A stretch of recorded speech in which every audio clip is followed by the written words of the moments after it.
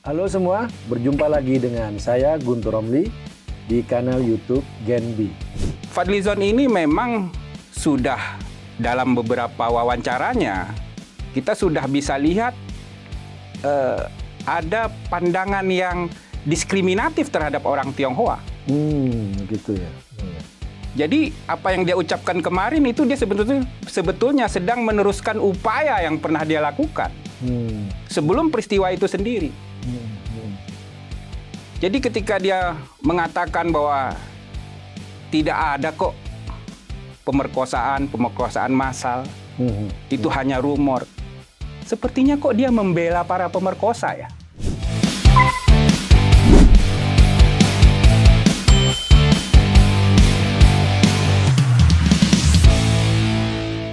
Pada hari ini kita akan mengulas sebuah tema yang lagi menyedot perhatian publik. Ketika Fadlizon meragukan persoalan tragedi 98 terkait dengan pemerkosaan massal. Dan pada hari ini saya mengundang seorang tokoh aktivis sejarawan yang sudah puluhan tahun menggeluti tema terkait sejarah Tionghoa yang ada di Indonesia. Dan menariknya, tokoh ini sebenarnya sepemahaman saya, sepengetahuan saya, tidak memiliki ikatan darah dengan Tionghoa. Beliau ini orang Aceh asli dan juga Muslim. Namun selama puluhan tahun menggeluti tema terkait dengan sejarah Tionghoa. Dan terkait dengan apa yang disampaikan oleh Fadlizon, tragedi 98, korbannya ketika terjadi kerusuhan memang adalah masyarakat Tionghoa. Baik, bersama saya Bung Azmi Abu Bakar. Siap, Bung Guntur. Terima kasih Bung Azmi sudah datang ke tempat ini. Sudah lama ingin mengundang Bung Azmi terkait tema yang sangat penting ini, Bung. Ya, saya mau memulai ini, Bung. Bung Azmi. Ya. Boleh dijawab yang mana duluan? Kalau yang lagi ramai diperbincangkan kan ucapan Fadlizon ya.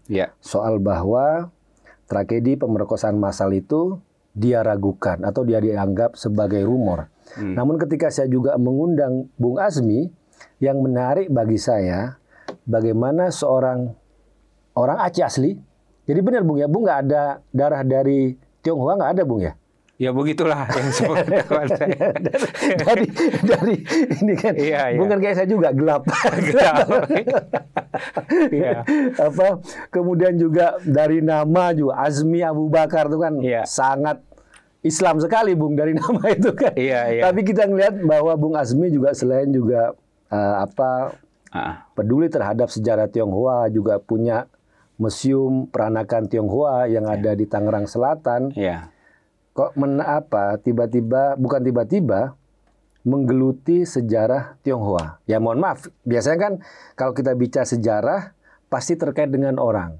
Orang Tionghoa meneliti Tionghoa itu biasa, orang Aceh meneliti Aceh itu biasa. Ini orang Aceh benar-benar menggeluti isu-isu tentang Tionghoa. Nah, silakan Bung mau mulai yang mana dari dua pertanyaan itu? Apakah mau langsung ke kasusnya Fadlizon atau sebagai orang Aceh yang menggeluti isu Tionghoa? Kenapa itu?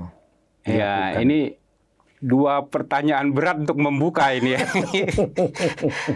Cuma saya mencoba untuk menanggapi yang Fadlizon dulu. Fadlizon dulu ya, Bung ya. Apa yang dia ucapkan belakangan ini kemudian menjadi perbincangan luas lah di publik. Saya sering bilang begini, tak kenal maka tak sayang. Jadi saya sering menyampaikan tentang sejarah dan budaya Tionghoa kepada masyarakat luas selama ini agar mereka mengenal saudaranya dari etnis Tionghoa. Sehingga mereka bisa mengapresiasi atau berempati lah sama saudaranya yang sekandung, satu bangsa. Tetapi khusus untuk Fadlizon ini, dia berbeda ini. Dia sudah kenal. Harusnya menyayangi. Dia mengerti betul seperti apa saudaranya dari etnis Tionghoa ini. Jadi ucapan dia itu menurut saya bukan keselip atau karena tidak tahu. Tapi memang dia memahami betul siapa sih orang Tionghoa ini. Kalau saya mencoba mengingatkan, sebetulnya jauh hari sebelum peristiwa Mei yang hitam itu, Fadlizon ini memang sudah dalam beberapa wawancaranya kita sudah bisa lihat ada pandangan yang diskriminatif terhadap orang Tionghoa. Begitu ya. Jadi kebetulan saya juga aktivis 98. Itu tidak ujuk-ujuk terjadi. Ada satu perencanaan yang matang. Dan Fadlizon adalah bagian dari perencanaan itu. Jadi apa yang dia ucapkan kemarin itu dia sebetulnya sedang meneruskan upaya yang pernah dia lakukan sebelum peristiwa itu sendiri. Jadi ketika dia mengatakan bahwa tidak ada kok pemerkosaan massal, itu hanya rumor. Ini menyakiti tidak hanya bagi orang Tionghoa yang banyak menjadi korban kala itu, tapi menyakiti kita semua bangsa Indonesia. Saya mau katakan apakah dia tidak terfikir? Pasti dia terfikir. Karena ini memang sudah dia rencanakan. Peristiwa Mei Hitam itu sendiri kan sudah berupaya dilupakan oleh orang-orang Tionghoa dengan segala bentuk, ya macam-macam lah cara orang ini ya, untuk mencoba kembali berdiri tegar sebagai bagian dari bangsa. Kita lihat proses itu sudah terjadi dengan baik. Tapi tiba-tiba ini seperti luka lama yang dikorek kembali. Dan patut disesalkan, Fadlizon ini sudah menjabat sebagai pejabat negara, menteri pula. Pasti presiden menurut saya marah betul nih sama dia. Nggak semestinya dia bicara seperti itu. Dan saya juga melihat kalau tuntutan masyarakat kita lihat minta maaf atau mundur, nggak cukup. Bahkan saya ingin mengatakan, sepertinya kok dia membela para pemerkosa ya. Fadlizon itu. Iya. Kok tiba-tiba dia ngomong seperti itu? Itu tidak terjadi kok. Dia membantah hasil-hasil investigasi yang sudah dilakukan oleh beberapa pihak sebelumnya. Baik resmi yang dibentuk oleh negara atau yang tidak resmi. Dalam dan luar negeri. Nah, ini kan terhenti sekian lama sebetulnya. Kita juga kaget. Kok Fadlizon apa ini? Siapa yang pesan dia bicara seperti itu? Dan bagi saya yang menarik hari ini, coba perhatikan di beberapa media, yang marah justru yang bukan Tionghoa. Yang bukan Tionghoa malah ya, betul. Ini yang mengalami perundungan itu sebetulnya adik kita, kakak kita, ibu kita sendiri gitu. Bukan orang lain. Bukan orang lain, betul. Bukan orang Tionghoa. Ini cara pikir ya, cara pandang paradigma kita. Pak Marzuki Darusman. Pak Marzuki Darusman. Berbagai tokoh yang latar belakangnya bukan etnis Tionghoa. Kemarahan itu justru hadir dari mereka-mereka. Para perempuan yang terlibat dalam aktivis 98 juga ya. Aktivis yang bukan aktivis juga merasa sakit hati. Jadi ini menjadi perih kita bersama. Nah barangkali itu dulu sebelum kita gali lebih dalam nanti, Bung ya. Mungkin ini hubungannya dengan pertanyaan yang kedua tadi, kenapa saya orang Aceh mendirikan Museum Tionghoa misalnya. Tionghoa, begini, Bung Gundrom, saya berasal dari Aceh. ketika Aceh itu terluka pada suatu masa, adakah saudara-saudaranya yang datang memeluk? Ada. Kita kembali ke peristiwa tsunami. Tsunami ini kan bencana besar, bahkan bagi penduduk bumi ya. 200.000 lebih menjadi korban. Ketika itu terjadi, seluruh saudara orang Aceh datang. Bukan hanya orang Islam, karena mayoritas di Aceh misalnya Islam. Tidak hanya orang Islam yang datang. Bahkan yang non-Islam barangkali lebih cepat datang ke sana. Kita nggak bisa telusuri itu. Orang nggak bicara lagi. Agama, suku. Bahkan warga negara. Udah borderless lah. Ya kan? Itu saya rasakan betul. Tapi ada lagi saudara kita yang mengalami bencana yang sama. Orang Tionghoa ini. Yang saya saksikan saat itu datang ke Aceh. Mereka kan sebetulnya mengalami bencana yang juga dahsyat. Seperti tsunami. Jika tsunami di Aceh terjadi dalam waktu semalam, ya maksudnya hanya beberapa saat, yang dialami oleh orang Tionghoa, tsunami selama menahun. Sejak Soeharto kemudian mengeluarkan regulasi agar orang Tionghoa ini melucuti segala identitas tentang ketionghoaannya. Mereka harus berasimilasi, harus berubah. Tidak ada boleh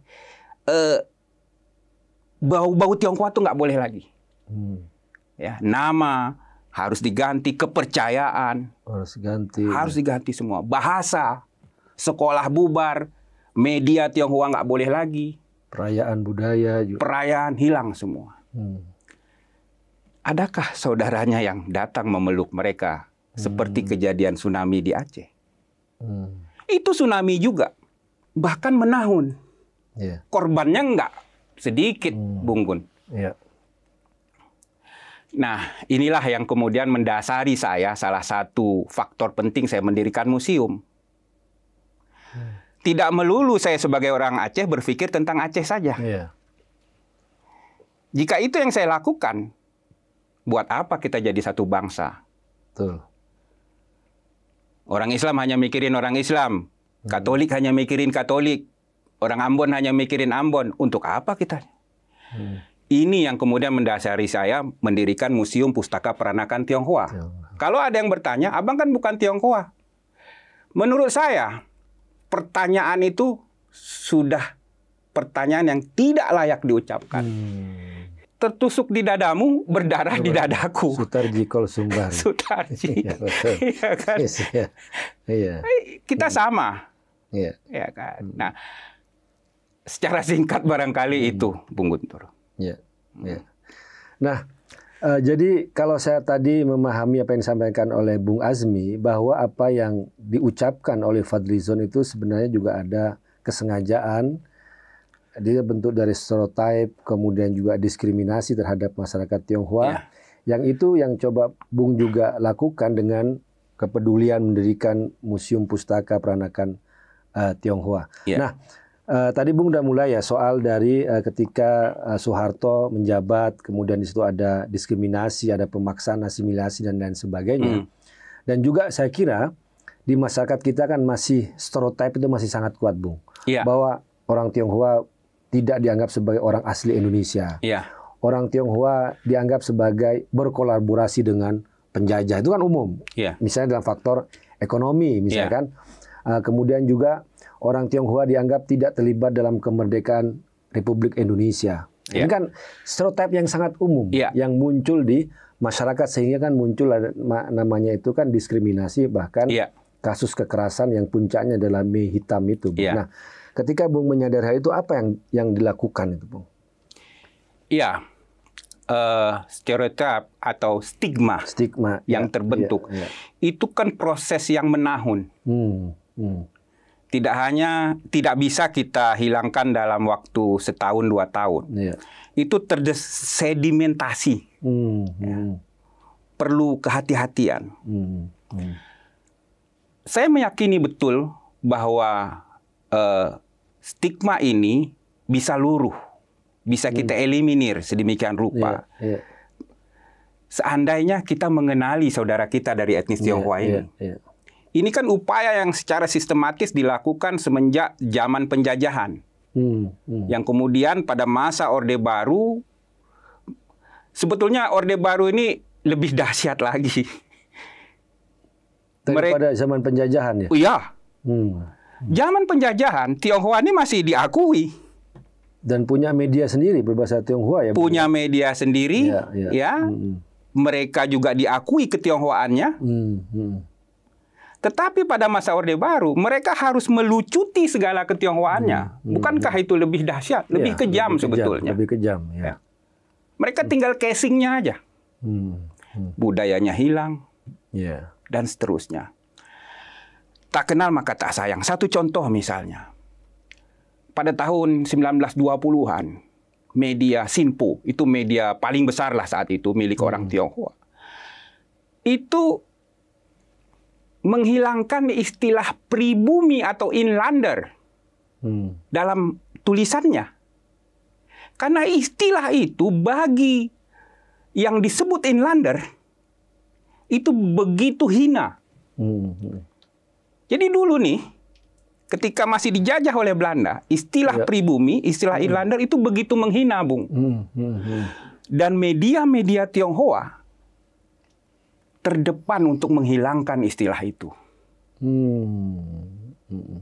Ketika ini diceritakan orang agak gimana ya?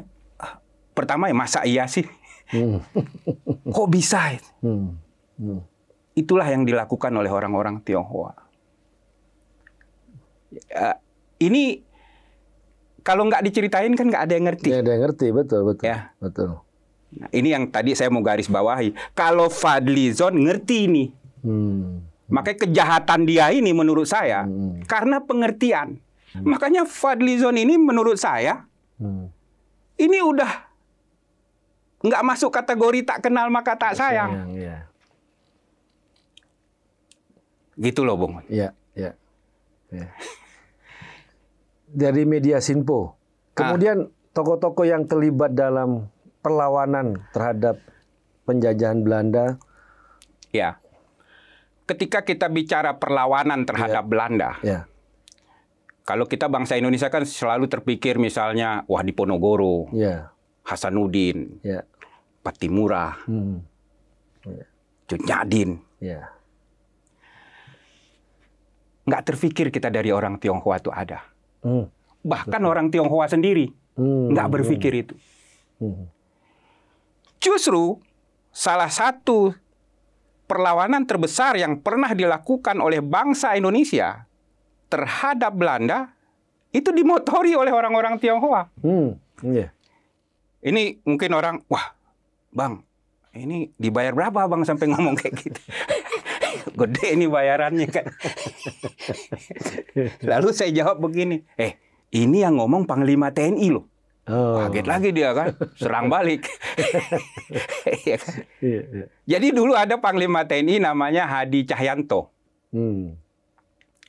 Jadi dalam suatu acara museum nih, bikin acara museum yang saya dirikan, ulang tahun ke-10 kalau nggak salah ya. Lalu dia bikin sambutan gitu kan. Pak Hadi Cahyanto ya. Hadi Cahyanto nih, ya. Masih ada orangnya. Sekali, ya. Dokumennya masih saya simpan nih. Jadi beliau juga resmi ini kan.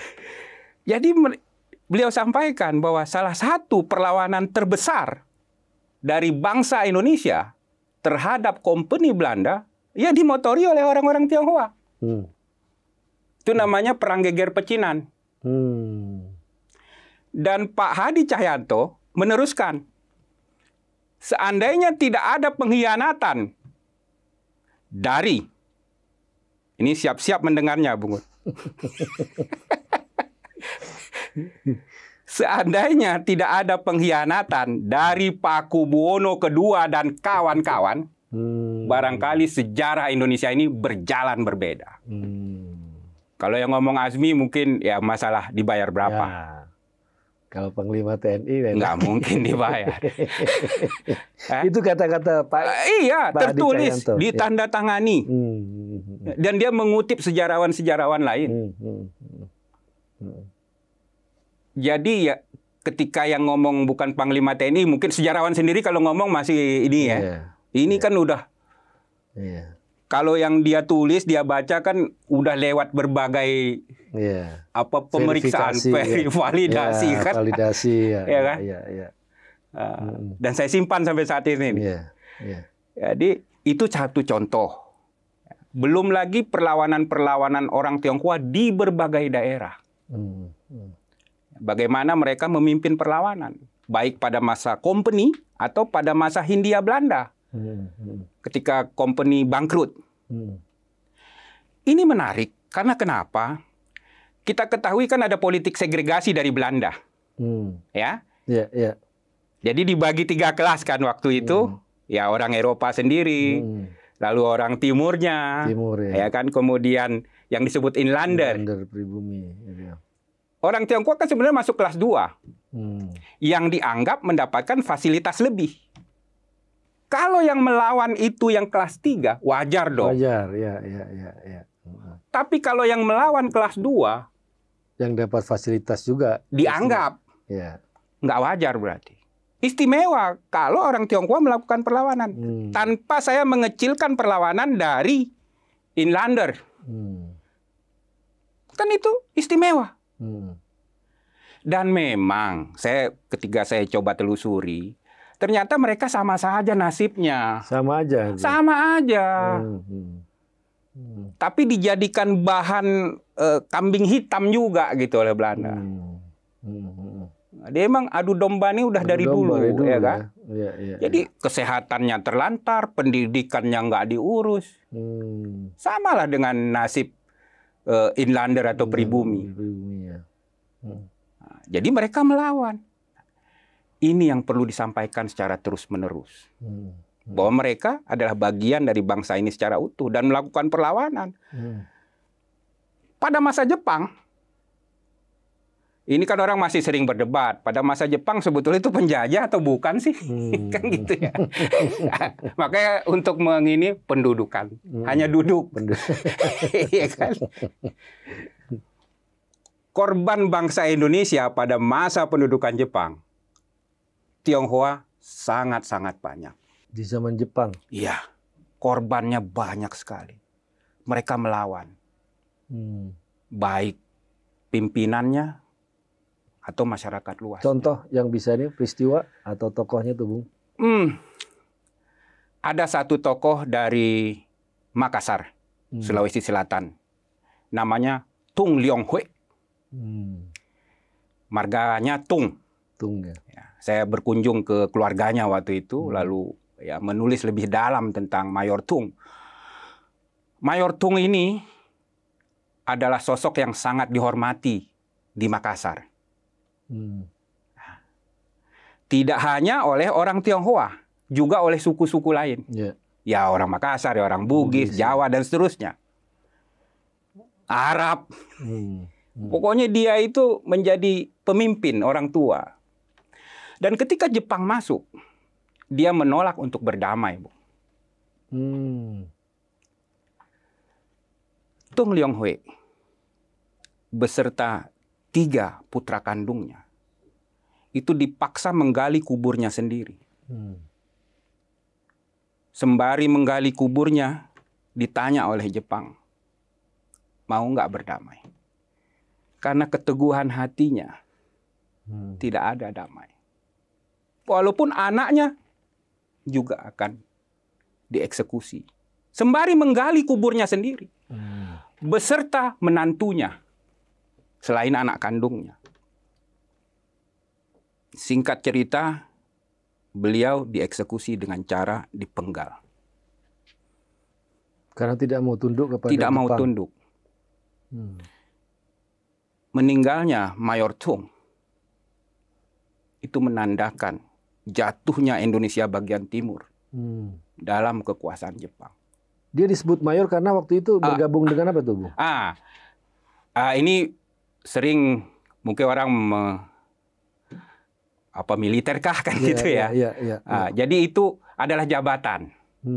Jadi jabatannya itu ada letnan, ada kapitan, ada mayor paling tinggi. Seperti Patimura. Kapitan Patimura. Kapitan Patimura itu ya. Kemudian jabatan ini diakui oleh Belanda sebagai pemimpin di kalangan orang Tionghoa. Sama lah seperti Sultan. Yang lain-lain yang diakui oleh Belanda, raja-raja lah di berbagai daerah. Jadi itu satu posisi yang diakui oleh Belanda. Nah, beliau ini sampai akhir hayatnya melakukan perlawanan. Ketika ini saya coba telusuri, itu ada juga di Kalimantan Selatan, ada juga di Sumatera, Jawa bukan main banyaknya. Jadi tokoh-tokoh Tionghoa pada waktu itu tidak mau tunduk gitu ya? Tidak mau tunduk. Resikonya mati. Makam Mayor Tung dulu ada di tengah kota Makassar. Dan kemudian dihilangkan. Tanpa saya sebut, tahulah siapa yang menghilangkannya. Jadi orang Tionghoa di Makassar sendiri lupa nih dengan cerita ini. Padahal baru nih, tahun 42. Ketika saya kembali, ketika saya datang ke Makassar, saya cerita ini kepada orang-orang Makassar. Saya ketika menyampaikan itu, orang ini berita bohong apa ini? Karena sejarahnya dihapus gitu. Hapus. Dan sampai jejak-jejak itunya ya, makamnya itu ya. Dihilangkan memang. Dan ini terjadi di setiap daerah. Jejak-jejak perlawanan terhadap Jepang tadi. Ketika orang tahu cerita ini, pasti akan berubah cara pandang. Ini melelahkan. Semenjak saya mendirikan museum 2011, lalu ngulang capek juga sebetulnya ceritanya. Tak kenal maka tak sayang. Fadlizon tahu cerita ini. Makanya dia harus lebih berat hukumannya. Kan tahu. Nah, itu. Ketika menyebut nama kapitan tadi, saya pernah dengar cerita Bung waktu presentasi tahun berapa itu ya. Kapitan orang Tionghoa yang melawan di sepanjang pantai utara Jawa. Ya, itu yang tadi Geger Pecinan itu bukan? Ya. Geger Pecinan. Itu Kapitan Sepanjang. Kapitan Sepanjang. Ya. So Pancang, ada lagi yang bilang dia marganya sebetulnya Wi.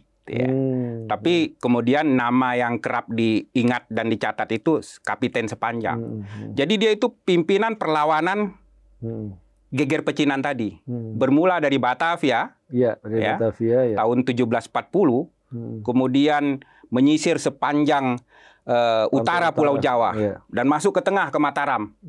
Itu berakhir di Banyuwangi sana. Bayangkan luas areal peperangan. Dari Batavia sampai Banyuwangi. Iya. Koalisi antara tentara Tionghoa dengan Mataram.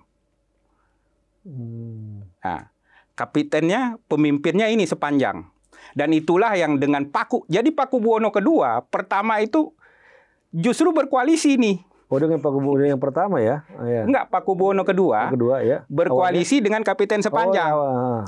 Sehingga satu benteng besar milik Belanda di Kartasuro. Kartasuro ini ibu kotanya sebelum pindah ke Surakarta.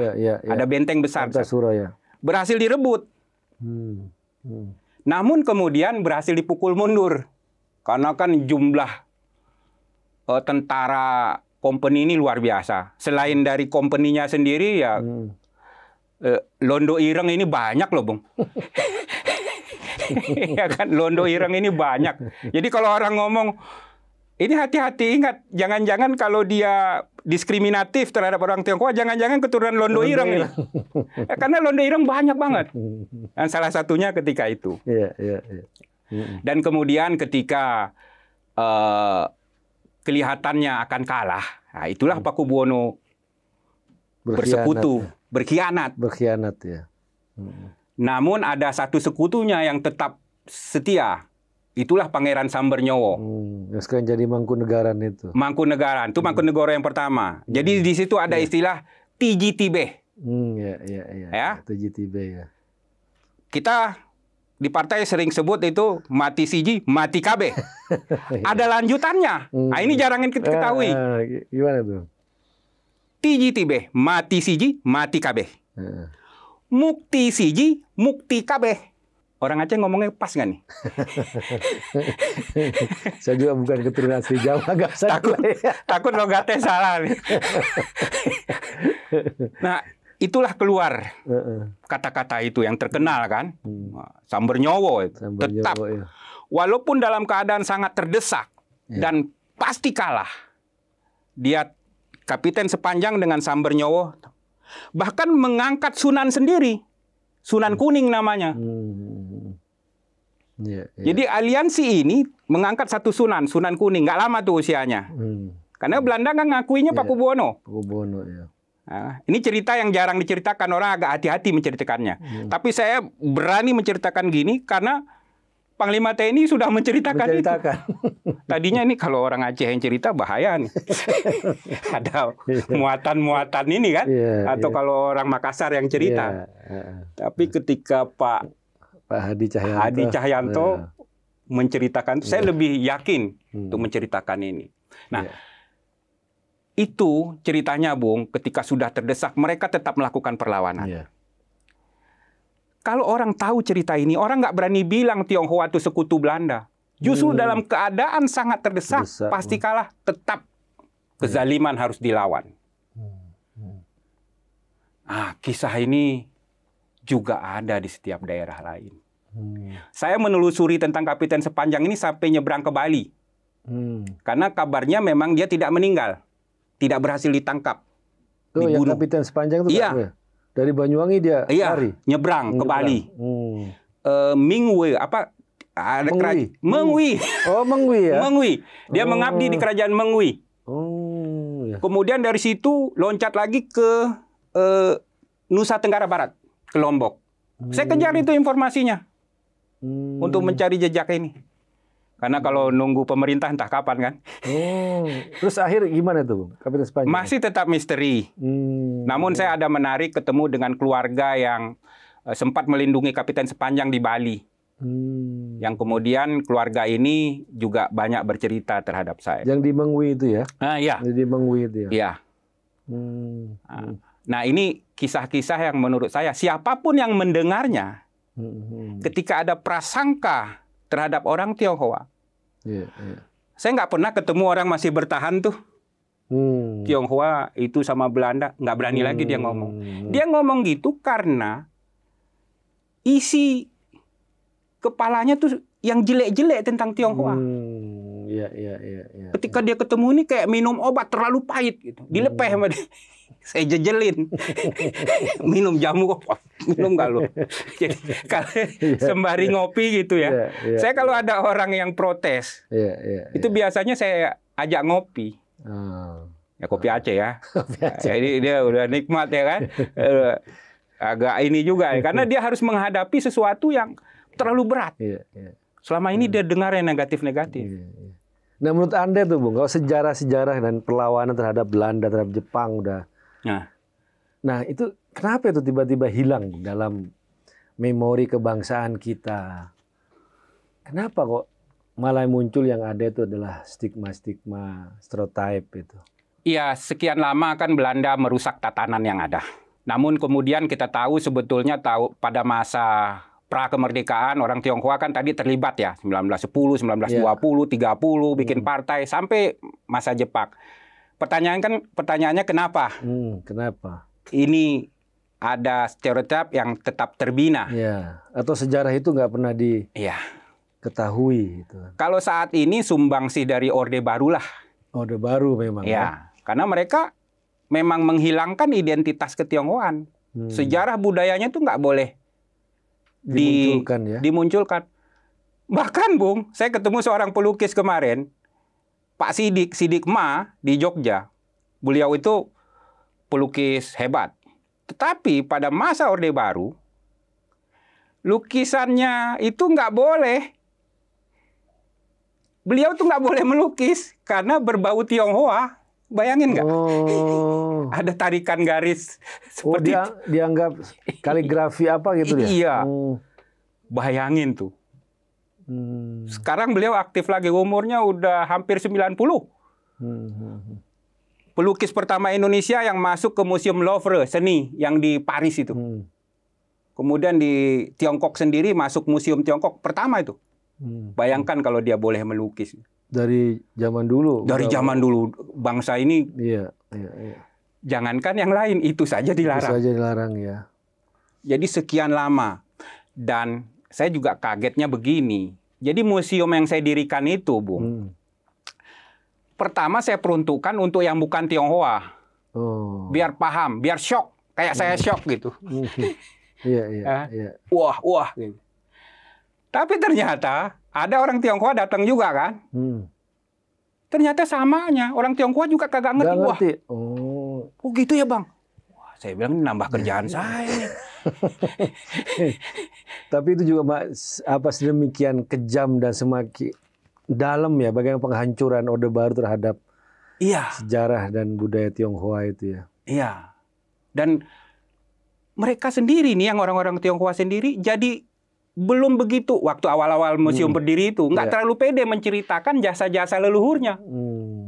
Ini Bang Azmi bener nggak ya tadi? Makanya saya diundang kemudian ke komunitas-komunitas agar menyampaikan. Gitu. Iya.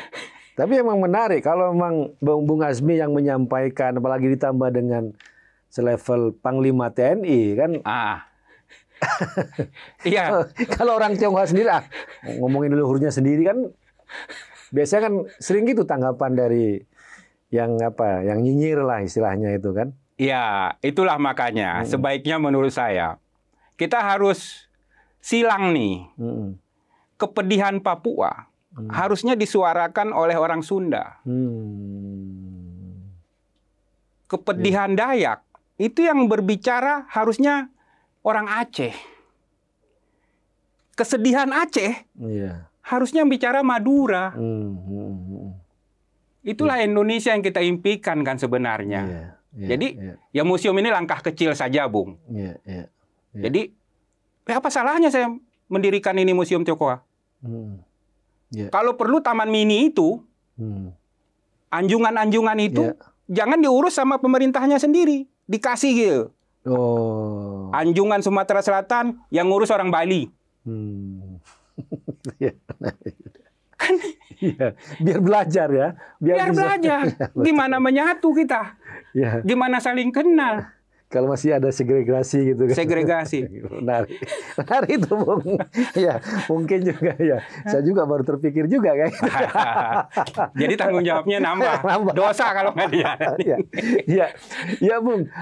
Terima kasih banyak, Bung ya. Kan perbincangan ini nanti kita karena juga soal waktu dan inilah ya, Bung ya. Siap. Tapi yang menurut saya yang menarik itu soal bagaimana kita peduli terhadap sakitnya yang disebut saudara kandung kita. Ya. Dan sesuai dengan puisinya Sutarji Kausumbahri, tertusuk padamu, berdarah padaku. Ini satu tubuh yang tidak bisa dipisahkan, Bung ya. Dan Bung Karno juga mengatakan hal itu ya. Betul. Terima kasih Bung Azmi sudah hadir di kanal YouTube DNB. Nanti kita akan lanjutkan tema-tema dan juga kemarin juga kita ngundang beberapa yang lalu ngundang juga Bung Boni Triana yang juga akan menyiapkan beberapa serial lah tentang bagaimana kita merekonstruksi sejarah yang sesuai lah ya, yang dengan kebangsaan kita, jangan sampai tersegregasi dengan isu rasial, isu agama, agar kita utuh sebagai bangsa. Betul.